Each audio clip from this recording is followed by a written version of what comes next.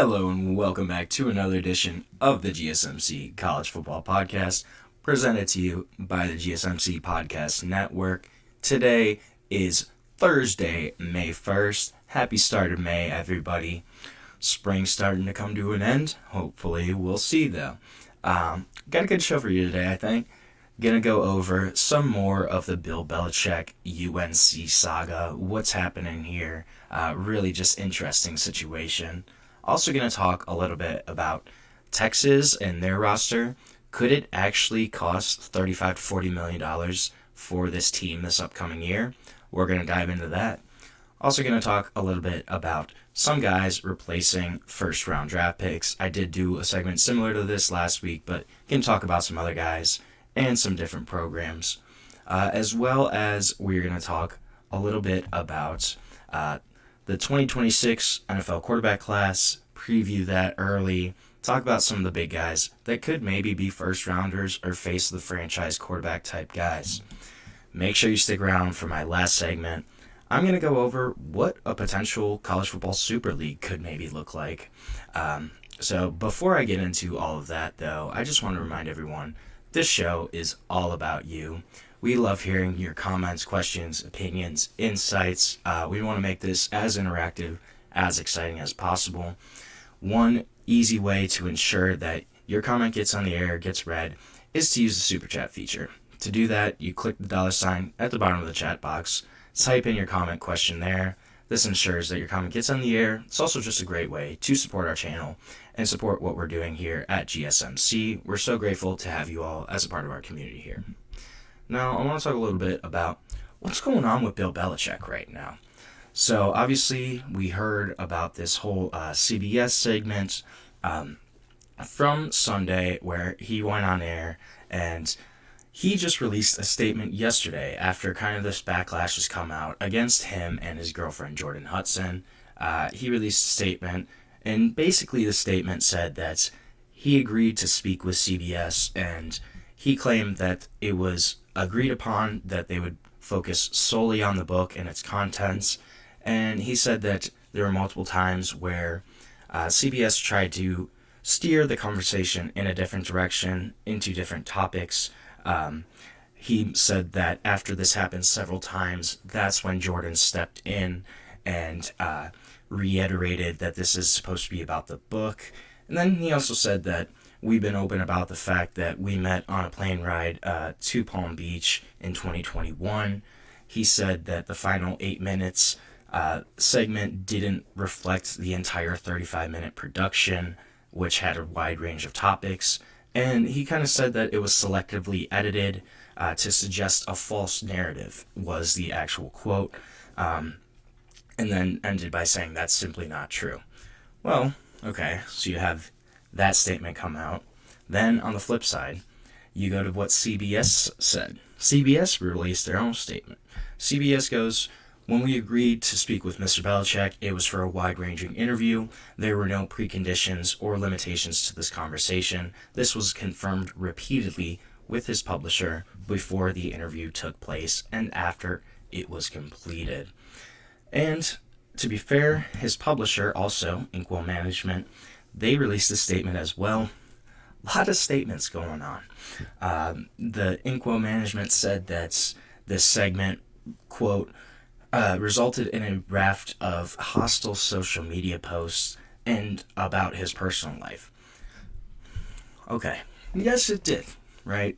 There's no denying that the CBS segment kind of shed a negative light on Bill Belichick, and his relationship with Jordon Hudson, kind of her role in everything that's going on. Jordon Hudson isn't in the opening statements or acknowledgments of the book, but he does thank her in his closing acknowledgments. He referenced her as his, quote, idea mill and, quote, creative muse. On one of the last pages, a copy had been acquired by The Athletic. This is how we know this. But going back to the CBS interview, so when he was asked about, their relationship, she stepped in and said, we're not going to answer that. Well, so reportedly, this was not the only time that she stepped in during this 35-minute interview. Reportedly, she said that she stepped in multiple times and kind of said that we're not going to talk about this. She was, quote, reiterating the point and refocusing the discussion. Well, yes and no, right? Yeah, you are stepping in here. You are kind of saying, we're not going to talk about this. But this also is just making Bill Belichick look really bad, I think. Kind of embarrassing on TV, on CBS, and just, right, even the questions he was asked, and he didn't really have solid answers. There weren't like any hardball questions. These were toss-ups that he could just easily have answered right away, and yet it kind of seemed like he was stumbling over his words. He wasn't really sure what to answer. Mind you, this is the most accomplished NFL head coach ever, right? He's been working in the NFL for 35 years. One of his big things was always preparation. He wants to be prepared. That was always kind of the Patriot way, the Belichick way. He is planned out, prepared, can execute right away. It's multiple steps, and that's not what we're seeing right now at all from Bill Belichick. It's pretty crazy, and I think a lot of this has to do with Jordon Hudson's kind of background role here, and she's seemingly stepped into almost a right-hand man type of role where she's managing a lot of what Bill Belichick's doing, kind of like a PR person, but also just a lot of different aspects here. And so when you look at her LinkedIn, right, she's listed as the Chief Operating Officer of Belichick Productions and then the founder and CEO of Trouble Cub Enterprises.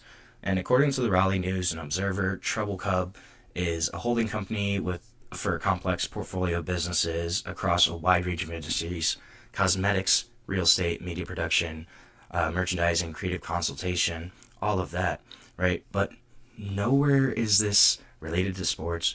None of her experience, none of her job experience. She's got a philosophy degree from Bridgewater State. So this isn't somebody that's has a career in media, in PR. And for Bill Belichick, right, you're one of the best coaches ever. You're entering a new role, and you're going to rely on somebody that really doesn't have a lot of experience, especially in the world of sports.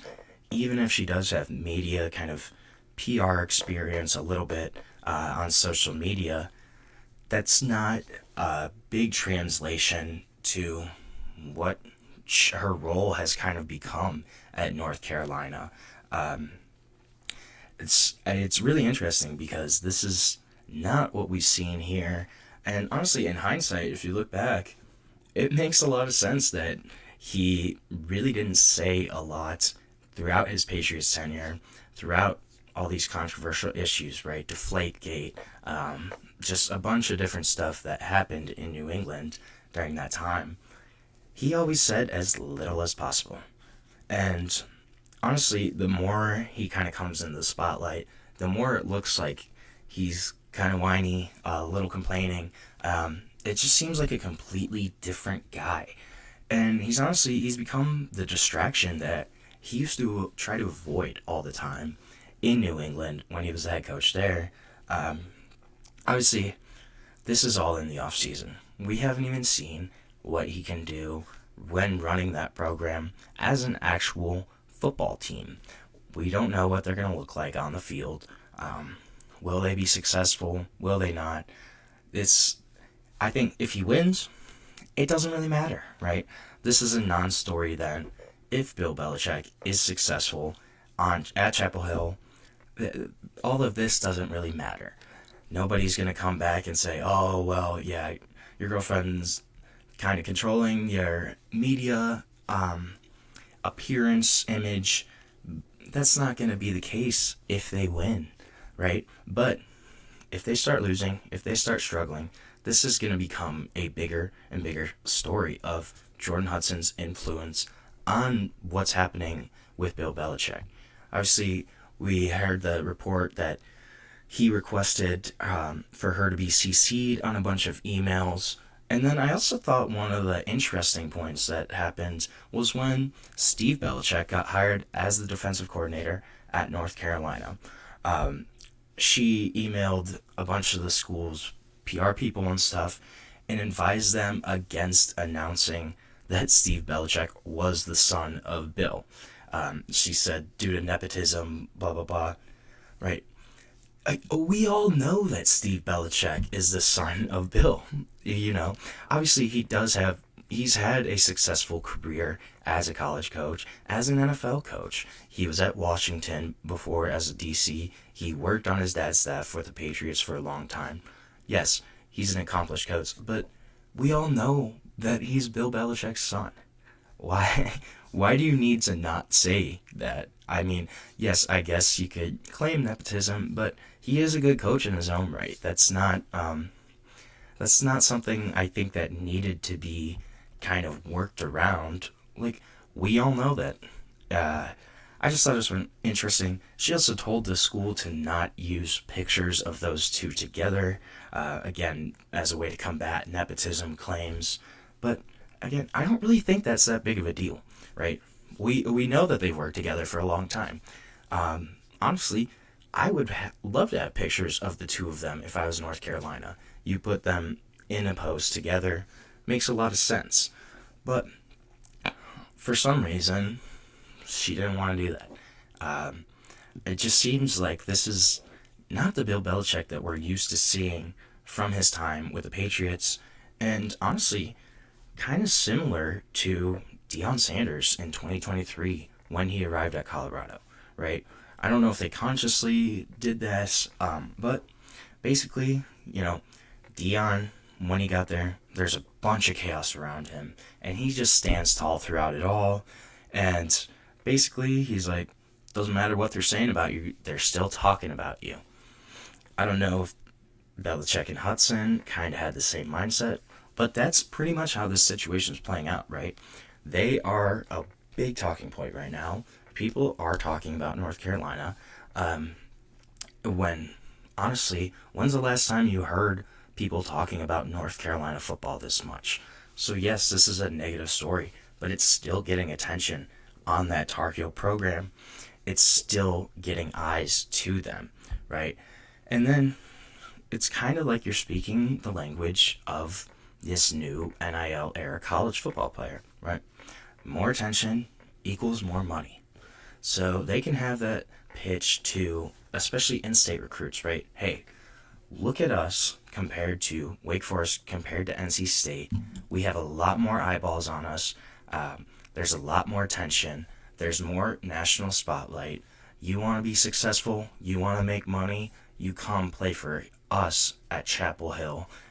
You become a Tar Heel, especially for the North Carolina kids, right? If you're going to stay in state, would you rather go to Wake Forest, who hasn't really been talked about in a long time, or would you go to North Carolina, who, despite it being a negative conversation right now, is still a big topic in the national media?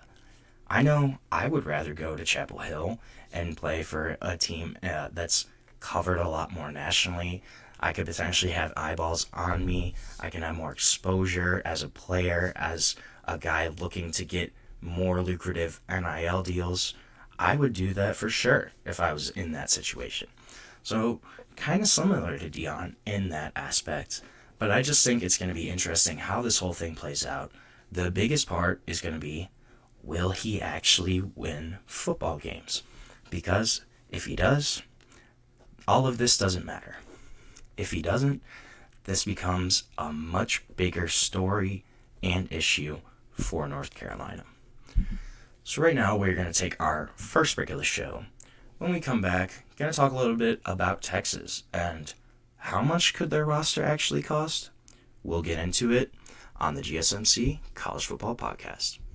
I feel like I'm losing my mind. Is everybody in the world blind?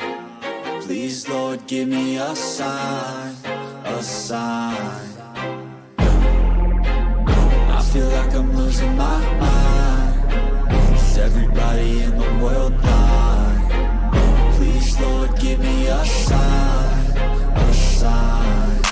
wanna be the greatest. Everybody on the fake shit. I look around and feel like everybody is the fakest. I make this every day and I'm impatient, hoping one day I blow up from the basement. Statement, the top is so vacant. I don't hear shit that I think is amazing. Waiting for my day when I'm playing sold out shows for 1,000 faces. Hey, give me that crown, get in my way and to be put down. It ain't your place, all this my town. If I want that shit, then I'll get it right now.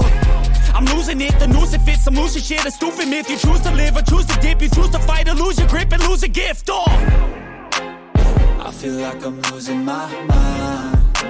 Is everybody in the world blind? Please, Lord, give me a sign, a sign.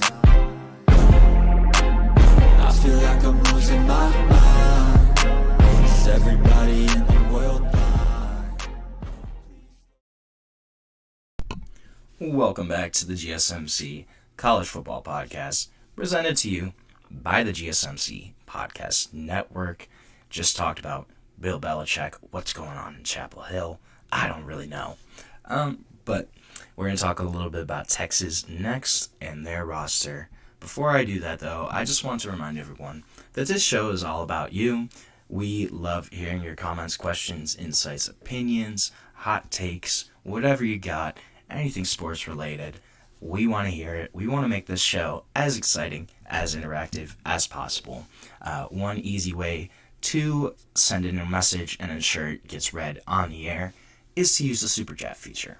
To do that, you can go ahead and click the $sign in the bottom of the chat box to type in your comment, question, hot take, whatever you got there, and send it in. And this guarantees that your message gets on the air and gets read on live.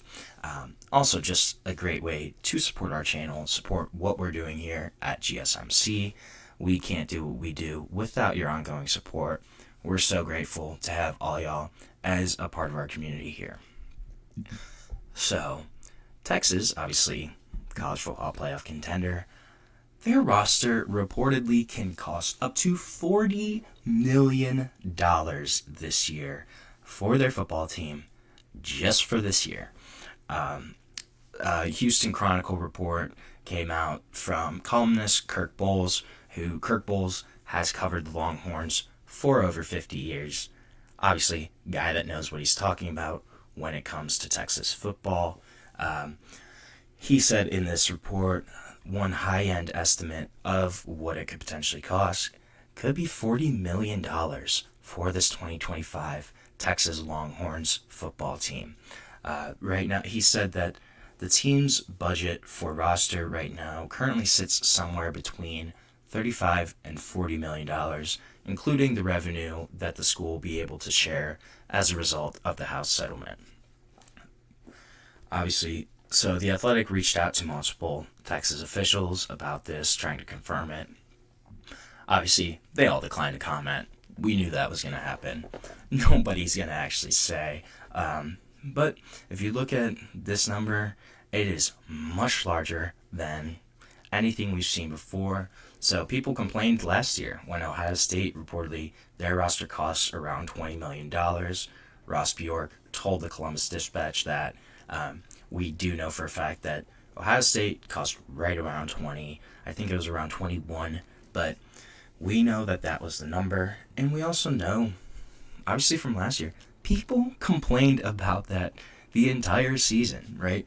This is one of the big arguments against Ohio State's national championship was the fact that their roster cost around $20 million.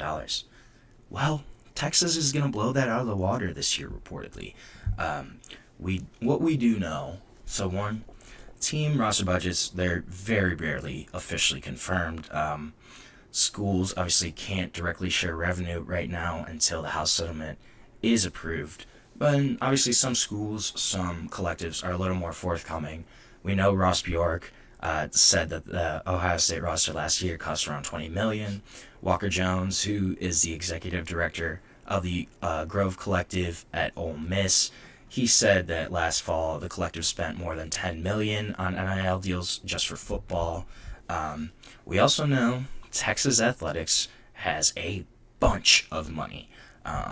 Longhorns, they consistently rank near the top of college athletics in terms of annual revenue.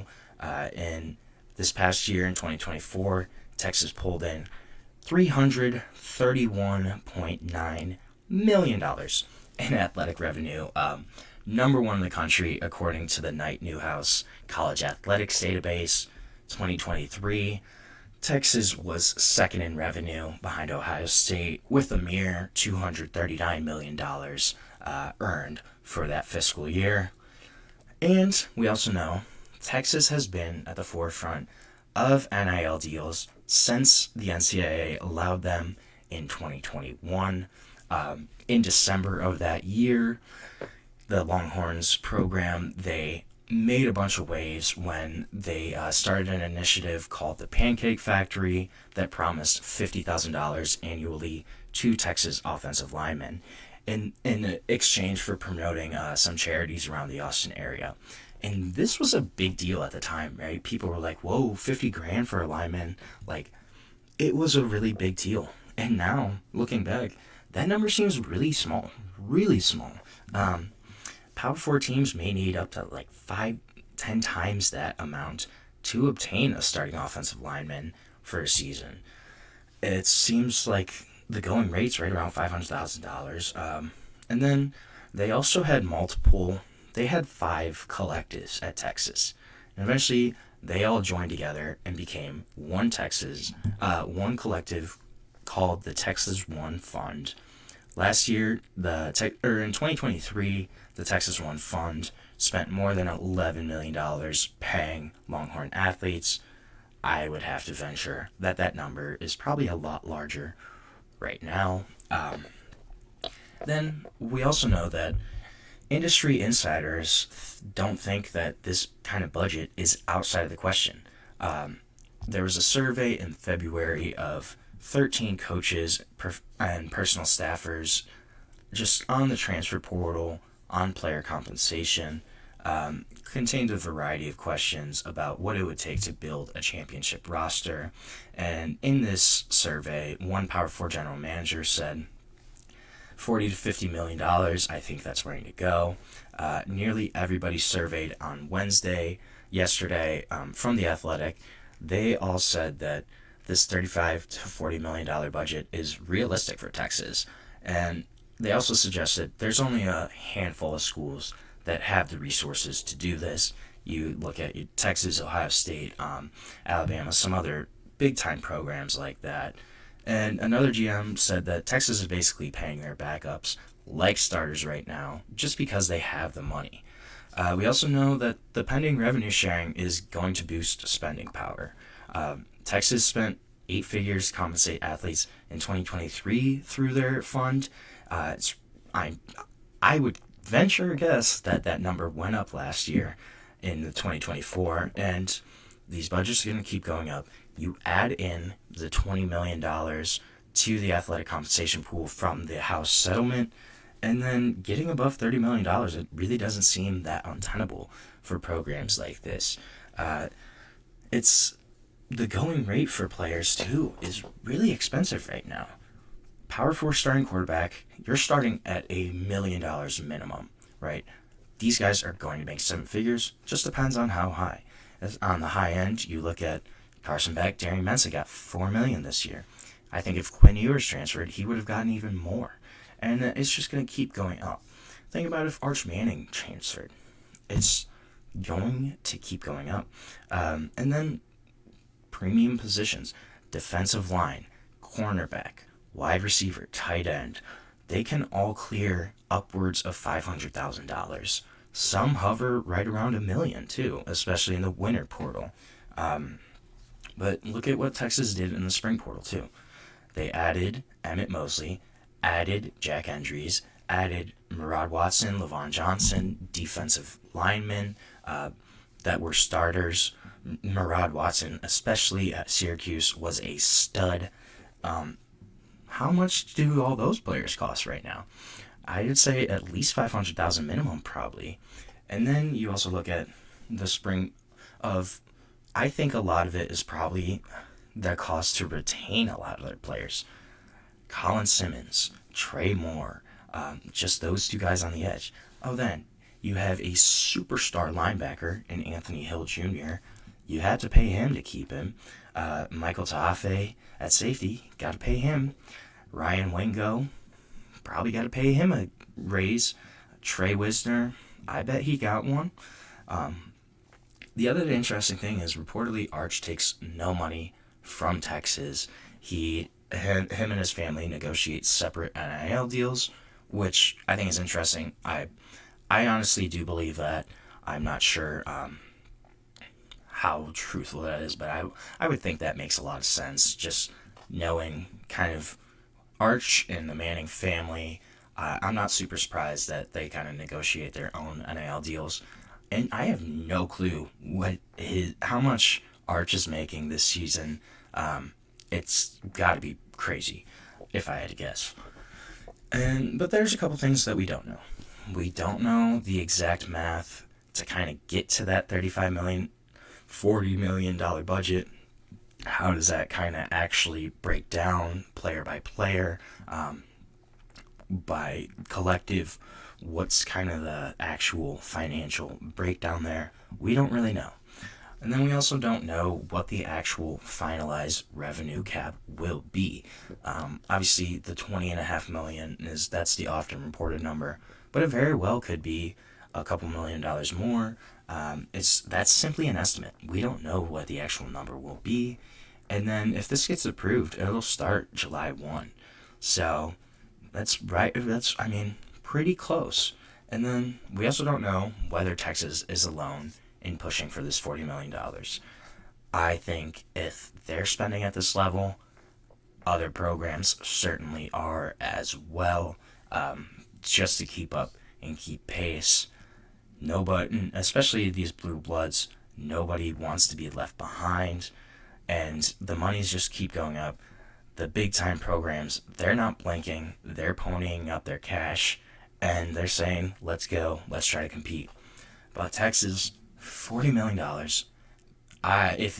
If they don't at least make the playoffs, there is something seriously wrong with Texas, with how much this roster costs. That would be a massive disappointment. I think they should really be gunning for a national title this year, but if they somehow, I think even not getting out of the first round of the college football playoff this year would be really disappointing for Texas. So we're going to see what happens, though. A substantial investment in this 2025 roster for the Longhorns. But I think there's probably a lot of other teams that are doing this now, and this money's just going to keep going and going and going. So we're going to take our second break of the show. When we come back, I want to touch on some guys who are replacing NFL first-round picks, and just what that could look like this year for the upcoming season. We will be back on the GSMC College Football Podcast. Looking for your daily fix of sports talk without having to pay for it? GSMC Sports Network is available on YouTube. Just search GSMC Sports Network. Get your fix of daily sports talk shows on YouTube, absolutely free. NFL, college football, NBA, MLB, MMA, UFC, fantasy football, and so much more.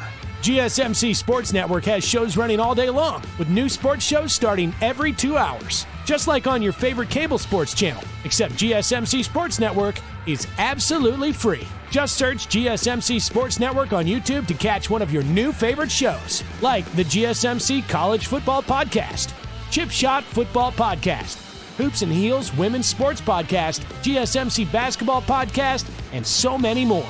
Check it out for yourself. GSMC Sports Network, now available on YouTube absolutely free. Search GSMC Sports Network on YouTube right now.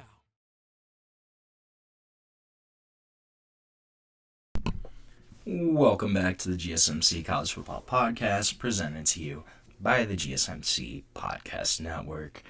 Just touched on how much money it could actually cost Texas to retain that roster. Now I want to talk a little bit about some of the guys who are replacing NFL first-round draft picks. First guy, obviously, going to be a huge hole to fill in Ashton Jeanty from Boise State. Obviously, number 6 overall pick to the Raiders. This is a guy that ran for 2,700 yards last year, even more all-purpose yards, a guy that has had crazy production the past 2 seasons, and a guy that you can't just replace. There's not going to be a person that comes in and immediately replaces Ashton Genty's production, but there's a couple guys here that could potentially step into the role. So the hope right now is that Sire Gaines probably takes over as the main running back here for Boise State. This was a guy, he appeared in 3 games last year, recorded 200 yards from scrimmage, had 110 rushing yards on, I think, 13 rushes. So a guy that's pretty exciting as a running back prospect. Then he missed time with a lower body injury, kind of lingered throughout the spring. Coach Danielson, so he hasn't really been practicing right now, Sire Gaines, but Coach Spencer Danielson, he said he's not concerned one bit about Gaines' injury and whether it will impact his availability for preseason camp and the season. So this is a guy that should be ready to go, and Boise fans should be excited about what he can do potentially. But this is going to be a room that I think is probably going to be multiple guys. I don't know if we're going to see one bell cow take over. Jambres Dubar is another guy that could potentially be an option. He rushed for over 300 yards in 2023. Is a junior now. A guy that could step up into that role, into the spotlight there. I also think Malik Sherrod, this is kind of the wild card here for Boise State. 6th-year senior, transferred from Fresno State, but a guy that in 2023 rushed for nearly 1,000 yards, also had 44 receptions during that time. So I think this is a guy at the minimum that will definitely play a third down receiving type back role, but this is probably going to be a replacement by committee. There's no way you can just replace what Ashton Genty did for Boise State with one player. That's a Herculean task that I frankly would not want to put on any one running back, just considering the way the guy produced at an all-time great level. Talking about one of the most productive backs in NCAA history, a guy that almost broke Barry Sanders' rushing record. This is a guy that's going to be very difficult for Boise State to replace. I think it'll be a committee by backfield and hope for the best here for Boise State. But Sire Gaines is really a promising running back that hopefully if he comes back from injury should take over as that number 1 back. I'm also looking at Tyler Booker from Alabama, how they're going to replace him. No member of the Alabama offensive line took more snaps than him last season. This is a guy that started 27 games over the past 2 years for the Crimson Tide. And this was a tight position battle, so redshirt senior Gino Vandemark, as well as Texas A&M transfer Cam Dewberry have kind of been battling it out. Vandemark, he missed the end of spring camp with injury, so the edge going into the summer at least belongs to Cam Dewberry, who's a guy that had made 5 starts in 32 career games with Texas A&M, 6'4", 345, big guy that can play guard, but Alabama really doesn't have a ton of depth. They're going to miss Tyler Booker this year. I bet Cam Dewberry and Gino Vandemark both see the field this year for Alabama, but they're surely going to miss Tyler Booker, who was a great guard for them and a consistent lineman the past 2 seasons. It sounds like it's going to be one of those 2 guys, though. I would probably give the edge to Dewberry right now, but this is going to be a battle that goes on into the spring, I think. Then, obviously, from Ohio State, Emeka Egbuka, number 19 overall to the Tampa Bay Buccaneers. The Ohio State wide receiver factory keeps going on, and the next guy up is Brandon Inniss. So Ohio State does return, obviously Jeremiah Smith, Carnell Tate, and then replacing Egbuka is most likely going to be Brandon Inniss, I think. This is a guy that only caught 14 passes last year for a little under 200 receiving yards, but also did haul in a 21-yard touchdown catch in their win at Penn State last year. a guy that has a bunch of talent for Ohio State. I'm also looking at Mylan Graham, potentially. These are guys that were really high 4-star recruits, low 5 stars. A bunch of talent there at that position for Ohio State. But it's probably going to be Brandon Inniss or Mylan Graham that kind of takes over that role. But Emeka Egbuka, all-time leader in receptions for Ohio State. I believe he's top 3 in career receiving yards. A guy that produced a lot and was consistent for the Buckeyes.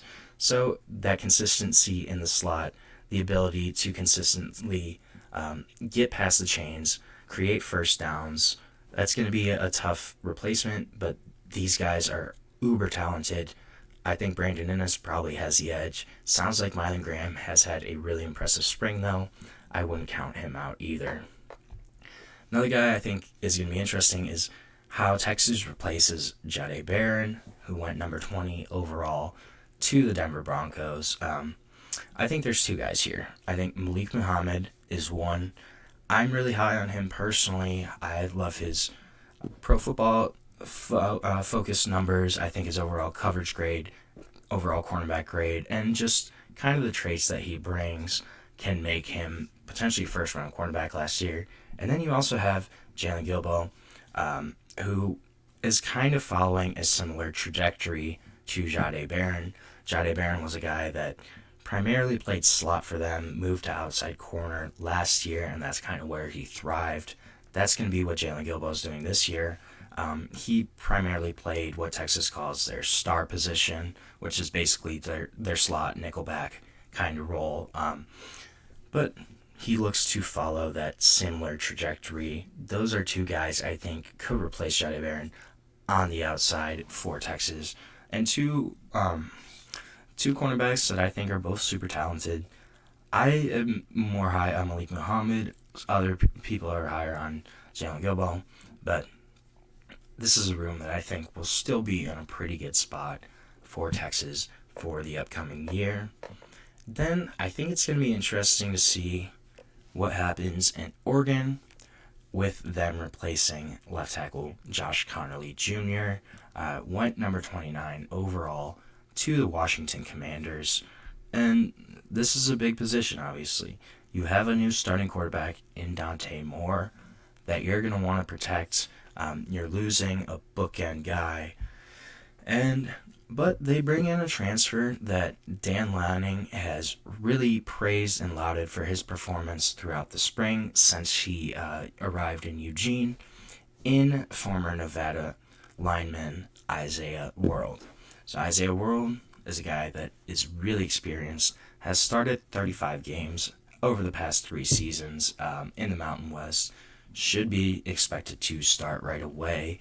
And then this is a guy that can also really be a high draft pick and sought after in next year's draft class. Kind of similar to how Josh Simmons did that after transferring from San Diego State to Ohio State. I think Isaiah World can do something similar for the Oregon Ducks, should solidify that left tackle position for them as they look to protect new starter Dante Moore, who does have some experience after his freshman year at UCLA, but didn't really play last season, is still stepping into a new role. They're going to have to protect him, and it looks like Isaiah World is going to be the main guy that kind of does that for Oregon. Then, similarly, Josh Simmons from Ohio State, who went 32nd to the Chiefs. This is going to be a guy that's going to be tough to replace. Even though he got hurt in October, so Ohio State had to replace him throughout last season. They had Zen Mikulski start there for a game, then he got hurt. And so then they put star left guard Donovan Jackson at left tackle, and now Donovan Jackson and Josh Simmons are both gone. So Ohio State brings in Ethan Onyanwa from Rice, 3-year starter who has played more than 2,000 career snaps. He should solidify the blind side there, as Ohio State also looks to replace their starter and bring in a first-year starter, and most likely Julian Sayin, could potentially be Lincoln Keenholz. Regardless who takes snaps as the starting quarterback, they're going to need to protect him. seems like Onyanwa is going to be the guy that does that for them. Not a ton of depth here, but this should be another guy that's going to step in after being a three-year starter, should step into that starting role. And they kind of hope that he has a similar path as Josh Simmons, right? Josh Simmons started at San Diego State and then stepped into a really big role for Ohio State, kind of showcased his talent there. They hope this can be something similar in Ethan Onyanwa. And honestly, Oregon's kind of the same way right now with Isaiah World and replacing those big bookend tackles, wanting to protect a new quarterback. It's going to be interesting, though, how those guys mesh in terms of offensive line is always a unit. You need to be cohesive. It's a unit that has to work together a lot. I think both those teams, it's going to be interesting to see how they kind of protect their new quarterbacks. And those two transfers in Isaiah World and Ethan Onyanwa, they're going to be guys, big reasons of that enhanced protection, I'll say, for those two programs. So we're going to take another quick break here on the GSMC College Football Podcast. When we come back, we're going to preview some quarterbacks, talk about next year's draft, who could potentially come out from that quarterback position. But we will be back on the GSMC College Football Podcast.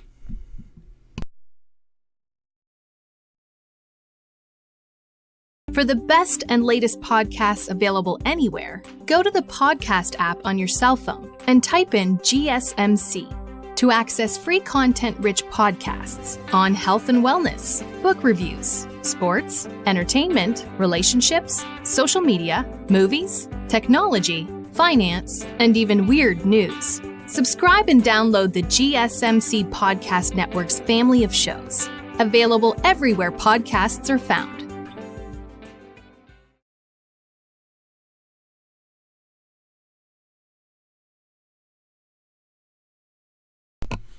Welcome back to the GSMC College Football Podcast. Want to get into some quarterbacks now. Some guys that could be high round picks next year. This is a much more loaded quarterback class, in my opinion, than what we saw this season. Obviously, there were still 2 first-round quarterbacks in 2025. I think there could potentially be 4 to 5 first-round quarterbacks this upcoming year. One of the guys I'm looking at is Lenore Sellers.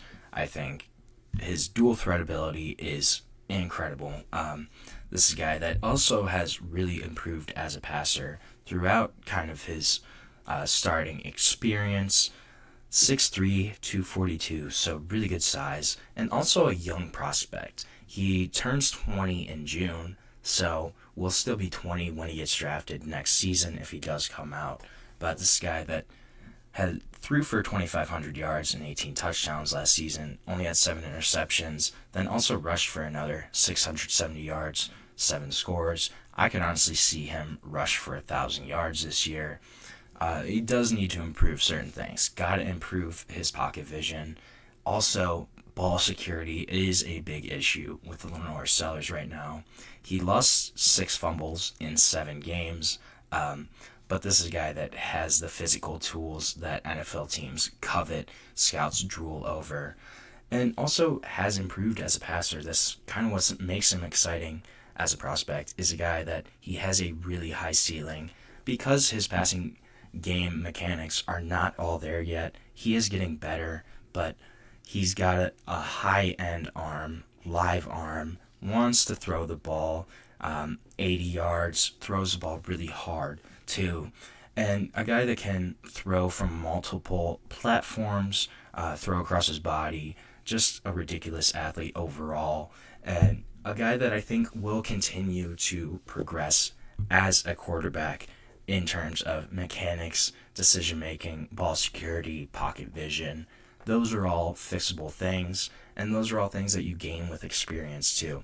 I think another year of Lenore Sellers starting, he could be really special, and this is going to be a guy that scouts teams are going to drool over just because of that size, that speed, that athletic ability. Going to be an exciting prospect, I think, for the NFL. Another guy I look at, I kind of like, I think he's getting a little underrated in terms of national media, Garrett Nussmeier. This is a guy that threw for 4,000 yards last year. He's average size, he's 6'2", 205. Be curious to see what his actual weight is during the draft cycle. But this is a guy that he's aggressive throwing the ball, really creative in terms of arm slots, how he's getting the ball to his wide receivers, really solid at anticipation. He leads his receivers into his passes.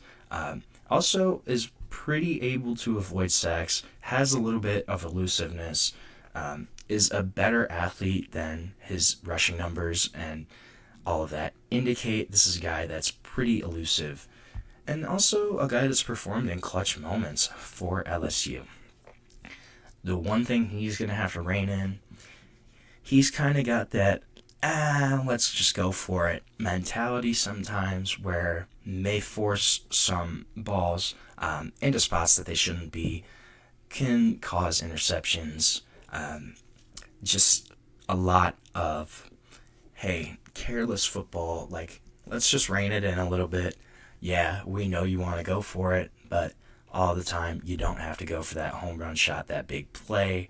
So I think if he can do that and just kind of cut down on some of those plays, this is going to be a guy that's going to look a lot better to scouts.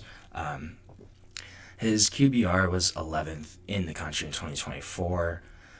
Arm is a lot more flexible than powerful.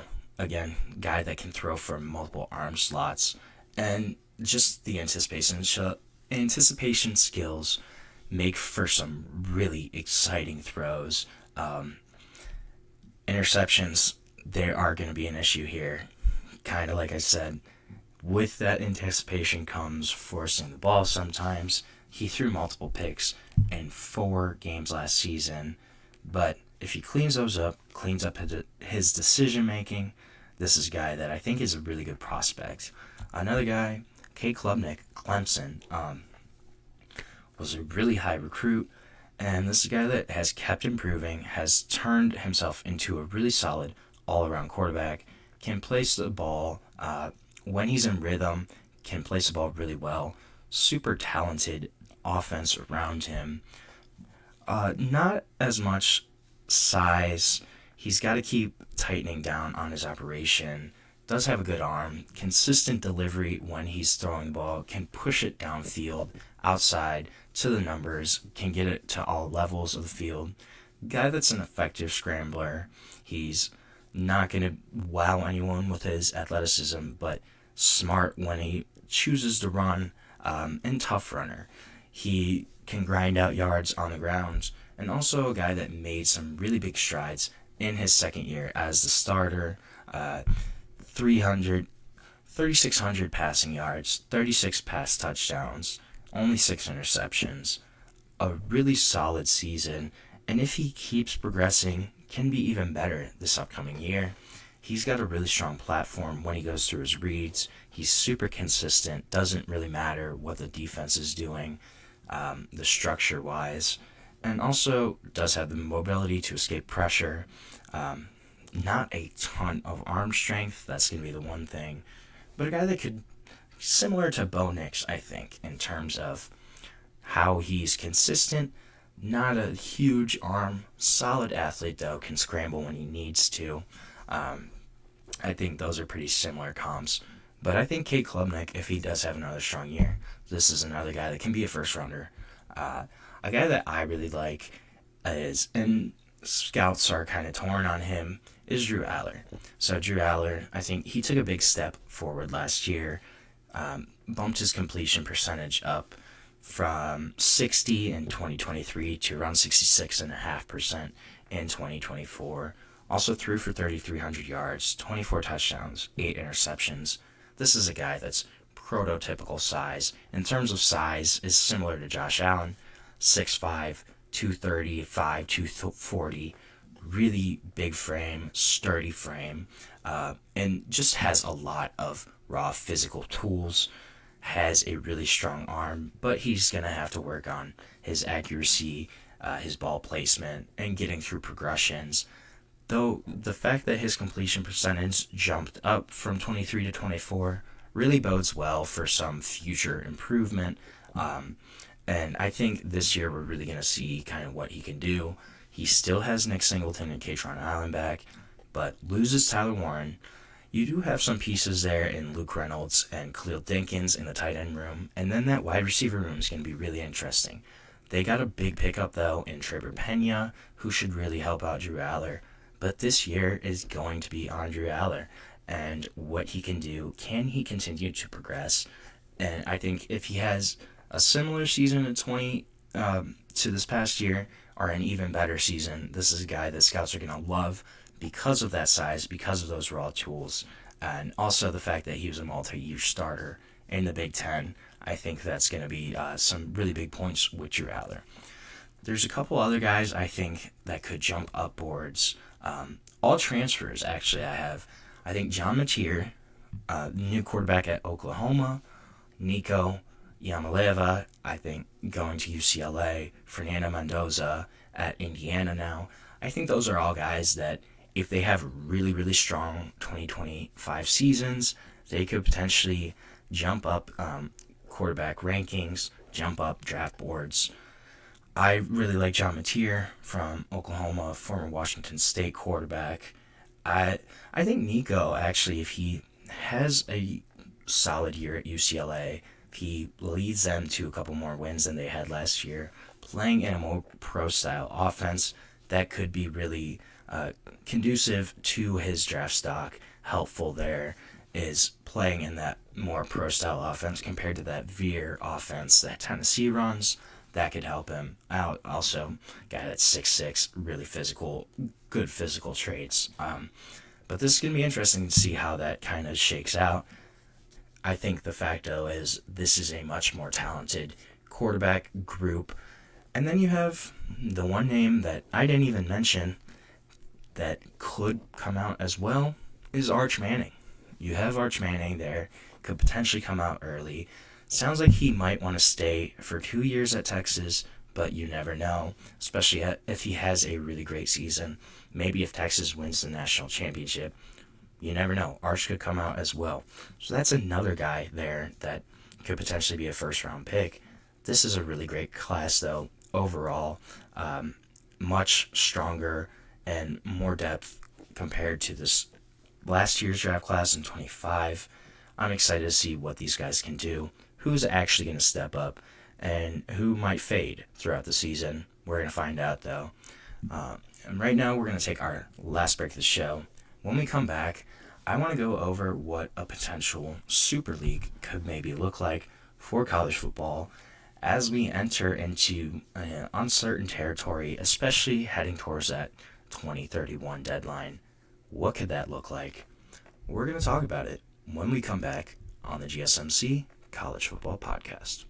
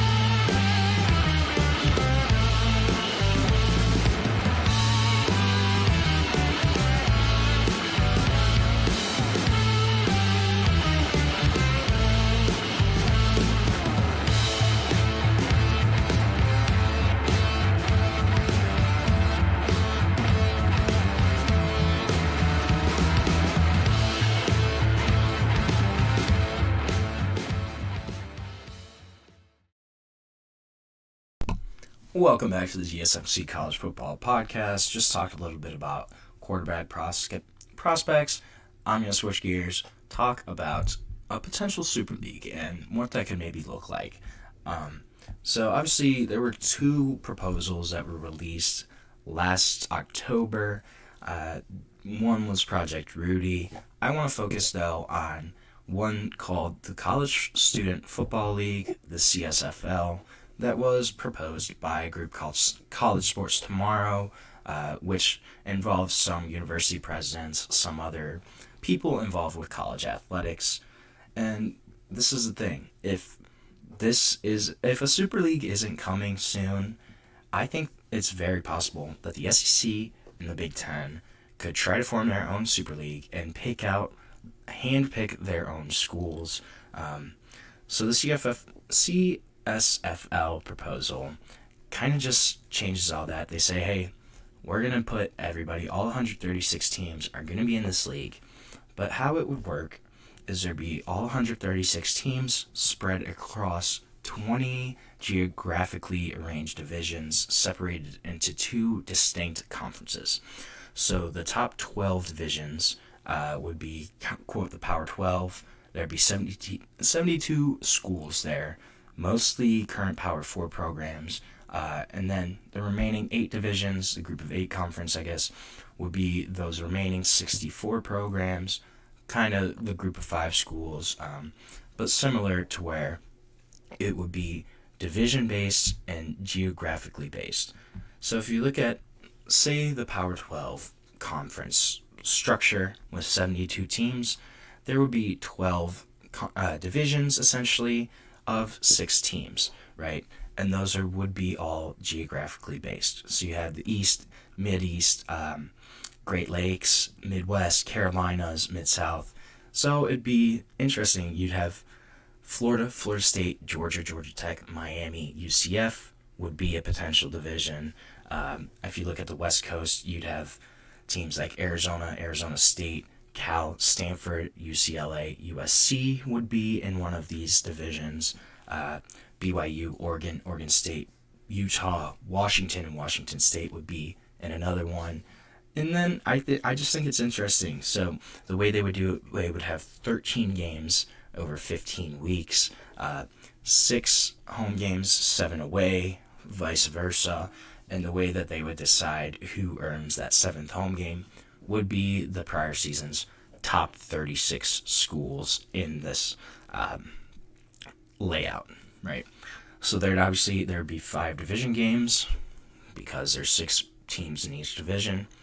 You play the other 5 teams, and then there'd be 8 non-division games. So you'd play across this, and 1, geographic proximity would help. They'd also focus on historic rivalries. That's where those 8 non-division games would come in. In-state rivalries would also be kind of renewed here.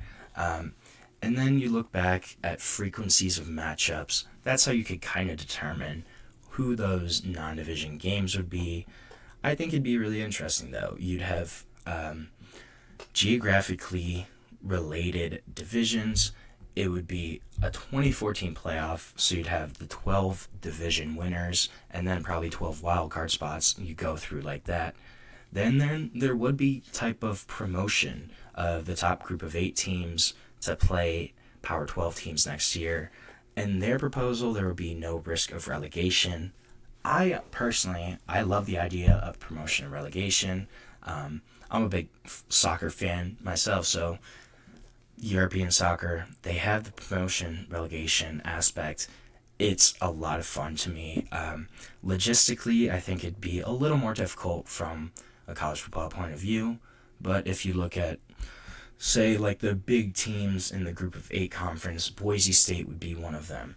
If you take a team like Boise State, they do really well. They get promoted, and maybe you put them in a region where you go with a region like the West, where they have BYU, Oregon State, Utah, Washington State.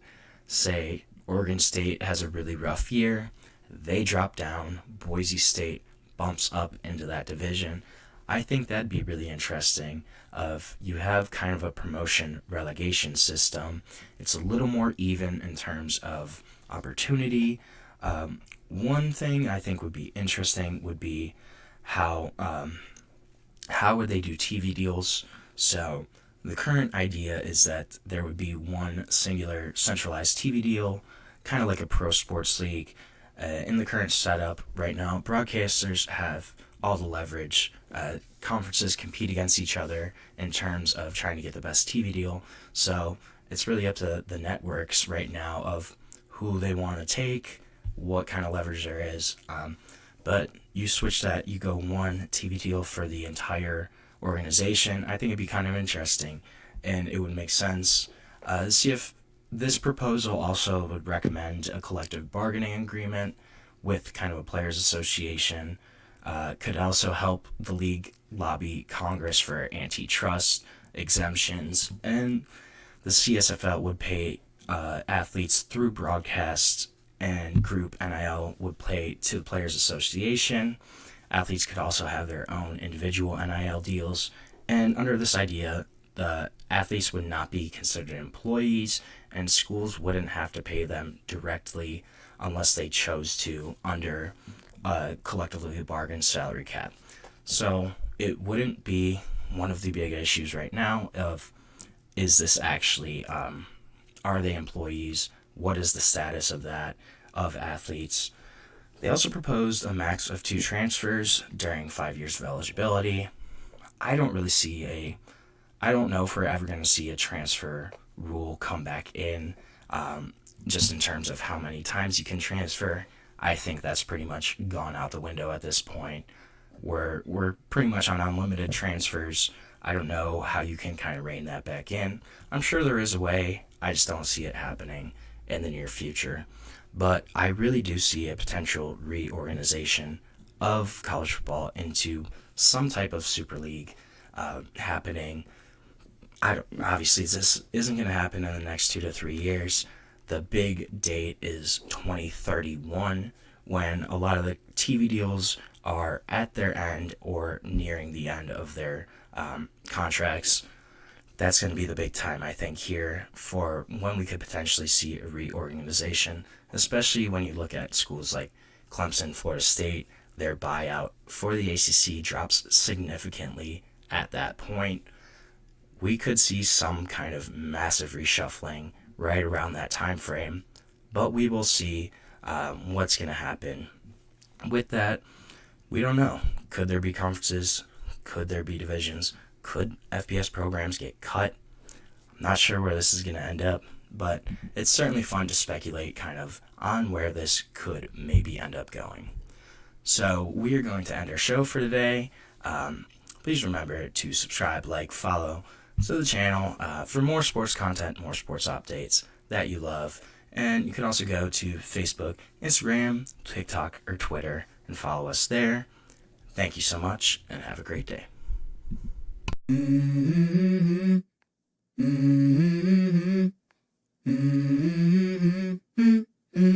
Let's go. I wake up to a little bit of drool on my pillow, feel like it's gonna be a bad day. Yeah, I'm tired of shit, and the coffee ain't hit yet, damn, ain't that great. I don't wanna go to